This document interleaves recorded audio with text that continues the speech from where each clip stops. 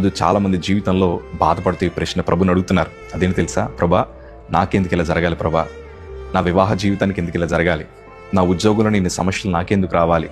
నా ఆరోగ్య పరిస్థితి ఎందుకు ఇలా అవ్వాలి? ప్రభా, నాకు ఒక్కడికి ఎందుకు ఇలా జరగాలి?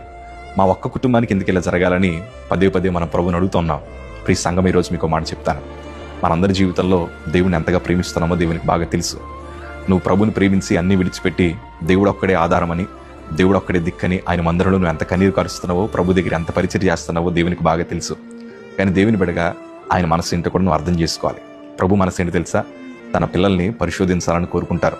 ఎందుకు పరిశోధించాలని కోరుకుంటారంటే రెట్టింపు దీవెనలు ఇవ్వాలని. కీడు వెనకాల మేలు దాచే దేవుడైన, కన్నీటి వెనకాల సంతోషకరమైన శుభవార్తలు దాచే దేవుడైన ఆయన మనల్ని పరిశోధించారంటే మనం ధన్యులమే. ఆయన మనల్ని పరీక్షిస్తాడంటే ఏదో ఇవ్వాలని ఆశపడతాడని దాని అర్థం. ఎందుకంటే ఘనమైన భక్తులను ఆయన పరిశోధించాడు. ఆదికాండము 22వ అధ్యాయము 1వ మాట మనం చదవగలిగితే, ఆ సంగతులు జరిగిన తర్వాత దేవుడు అబ్రహామును పరిశోధించెను.